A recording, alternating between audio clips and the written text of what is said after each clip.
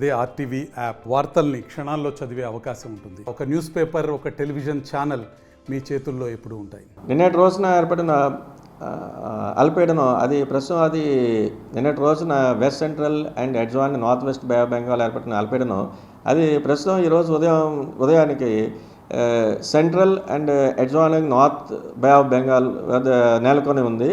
అది slowly north words travel చేస్తూ 9th సెప్టెంబర్కి north west bay of Bengal and దానికి దగ్గరలో ఉన్నటువంటి gangetic West Bengal and Orissa and Bangladesh కోస్ట్కి సమీపాన్ని చేరుకుంటూ అది వాయుగుండంగా బలపడేటువంటి అవకాశం ఉన్నట్టుగా మనం గుర్తిస్తున్నాం.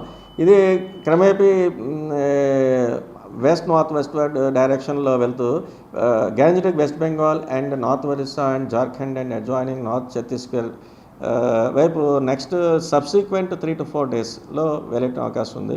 ఇప్పుడు ఉన్నటువంటి ఈ కండిషన్స్ దృష్ట్యా అలాగే మాన్సూన్ స్ట్రాంగ్ మాన్సూన్ కండిషన్స్ దృష్ట్యా కూడా మన కోస్తా జిల్లాల్లో కూడా పలు ప్రాంతాల్లో ఇటు both south coastal Andhra Pradesh and north coastal ఆంధ్రప్రదేశ్లో కూడా మోడరేట్ రైన్స్ విత్ 1 or 2 ప్లేసెస్లో భారీ వర్షం కూడా వచ్చే అవకాశం ఉన్నట్టుగా మనం ఫోర్కాస్ట్ ఇస్తున్నాం. ఈ రోజు వరకు అయితే నెక్స్ట్ కమింగ్ 24 hours వరకు.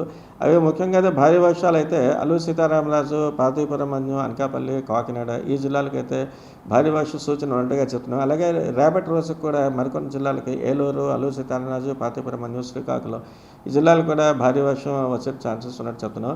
అలాగే నెక్స్ట్ కమింగ్ 3 to 4 డేస్లో కొన్ని జిల్లాలకైతే భారీ నుంచి అతి భారీ వర్షం కూడా వచ్చే అవకాశం ఉన్నట్టుగా మనం ఫోర్కాస్ట్లో మనం చెప్పుకుంటున్నాం. ముఖ్యంగా ఇప్పుడు ఉన్నటువంటి స్ట్రాంగ్ మాన్సూన్ కండిషన్స్ అలాగే తీవ్రమైన నుండి బలమైన ఈదురుగాలుల ప్రభావం చేత ఎంటైర్ కోస్ట్లో ఉన్నటువంటి మత్స్యకారులందరినీ కూడా నెక్స్ట్ కమింగ్ 3 days వరకు కూడా వేటకు వెళ్ళవద్దని మనం చెప్తున్నాం. ఎందుకంటే central Bay of Bengal and adjoining north west bay of Bengal ఇటు మనకి కింద భాగంలో ఉన్నటువంటి south west bay of Bengal వీటన్నిటి కూడా కొంచెం ఈ ఈదురుగాలుల ప్రభావం ఉండటం చేత కోస్తా ఆంధ్రాలో ఉన్నటువంటి మత్స్యకారులు అందరినీ కూడా నెక్స్ట్ కమింగ్ 3 days వరకు కూడా వేటకు వెళ్ళొద్దని చెప్తున్నాం.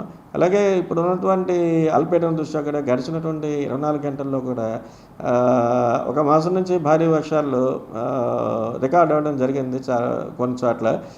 ముఖ్యంగా అత్యధికంగా అయితే పార్వతీపురం మన్యం జిల్లాలో నుండి జిఎం బల్స్లోను అలాగే నెక్స్ట్ అనకాపల్లిలోను 7 సెంటీమీటర్లు అత్యధికంగా నమోదైంది.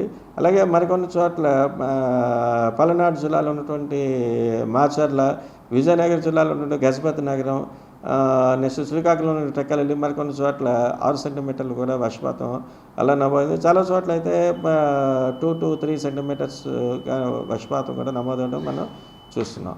మరిన్ని వీడియోస్ కోసం ఛానల్ ని సబ్స్క్రైబ్ చేయండి. లేటెస్ట్ అప్డేట్స్ కోసం వాట్సాప్ ఛానల్ ని ఫాలో చేయండి. అండ్ లింక్ డిస్క్రిప్షన్ లో ఉంది.